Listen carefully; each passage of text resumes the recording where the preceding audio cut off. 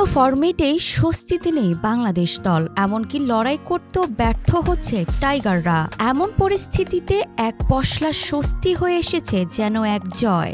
৩ match সিরিজের দ্বিতীয় টি-20তে শ্রীলঙ্কাকে রীতিমতো গুড়িয়ে দিয়েছে বাংলাদেশ। ৮৩ রানে জয়ের পর সংবাদ সম্মেলনে এসেছিলেন শামীম পাটোয়ারি। তার কাছে জানতে চাওয়া হয়, ইনিংসের শুরুতে কুশল মেন্ডিসকে করা রান আউট কি ম্যাচের গেম চেঞ্জার ছিল কিনা। ওয়ালটন এখন দেশের সীমানা পেরিয়ে পৌঁছে গিয়েছে ৫০টিরও বেশি দেশে। ওয়ালটন, ঘরে ঘরে, বিশ্বজুড়ে। এমন প্রশ্নের জবাবে শামীম বলেন, হ্যাঁ অবশ্যই, এখন আমরা উইন করেছি, ১-১ হয়েছে। এখন ফিল্ডিংটা অনেক জরুরি আমাদের জন্য।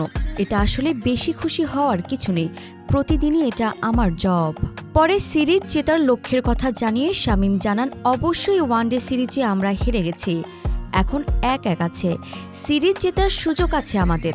আশা করি যদি ভালো করতে পারি অবশ্যই সিরিজটা জিততে পারবো ইনশাল্লাহ। অবশ্যই আত্মবিশ্বাস সব সময় থাকে, চ্যালেঞ্জ তো হয় দলের ভালোর জন্য। জিততে পেরেছি, এটা ভালো লাগছে। প্রসঙ্গত, আগে ব্যাট করতে নেমে ১৭৭ রানের বড় পুঁজি পেয়েছিল বাংলাদেশ। শেষ দিকে ২৭ বলে ৪৮ রানের টর্নেডো ইনিংস খেলেন শামীম। জবাব দিতে নামা লঙ্কানদের প্রথম উইকেট ছিল রান আউট। সিরিজ জুড়ে দারুণ ফর্মে থাকা কুশল মেন্ডিসকে দারুণ এক থ্রোতে রান আউট করেছিলেন শামীম।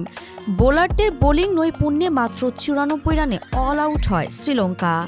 বাংলাদেশ তুলে নিয়েছে ৮৩ রানের রাজকীয় এক জয়। আরিফা জাহান, পিনন, বিডি আর্কাইভ।